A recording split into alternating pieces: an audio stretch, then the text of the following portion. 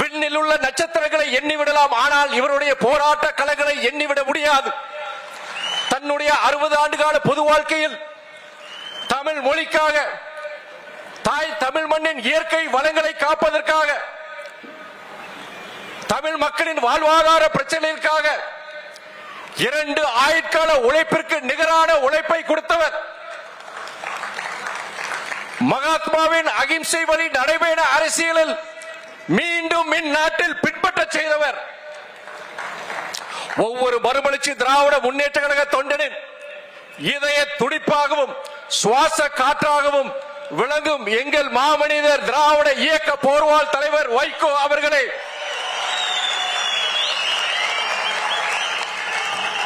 நச்சு ஆலை ஸ்டெர்லைட் அகற்றப்பட்டது, அபாயகரமான நியூட்ரினோ திட்டம் நிறுத்தப்பட்டது, முல்லை பெரியாறு அணை பாதுகாக்கப்பட்டது, தஞ்சை வேளாண் மண்டலம் மீட்கப்பட்டது, நெய்வேலி என்எல்சி நிறுவனம் காக்கப்பட்டது, நச்சு செடி சீமை கருவேல மரம் அகற்றப்பட வேண்டும் என நீதிமன்ற தீர்ப்பு பெற்றது. இது போன்ற எண்ணற்ற சாதனைகளுக்கு, தலைவரின் சாதனைகளுக்கு, தியாகங்களுக்கு உந்துதல் சக்தியாக விளங்கும் மறுமலர்ச்சி திராவிட முன்னேற்ற கழகத்தின் நிர்வாகிகளே,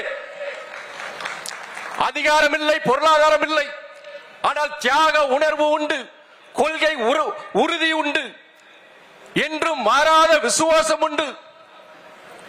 வாழ்வோ சாவோ, வெற்றியோ தோல்வியோ, நாங்கள் கண்ட தலைவர் வைகோ கொண்ட கழகம் மறுமலர்ச்சி திராவிட முன்னேற்ற கழகம் என்று உங்களில் பலர் உங்கள் உழைப்பை தந்தீர்கள், பலர் உங்களின் இளமை காலங்களை தந்தீர்கள்.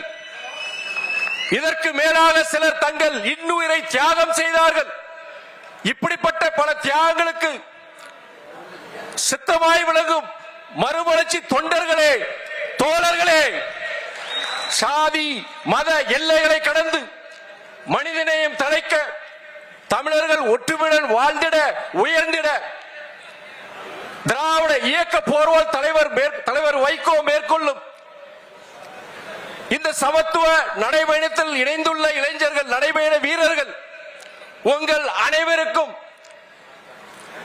அனைவரை வரவேற்று வாழ்த்தி நன்றி பாராட்டுகிறேன்.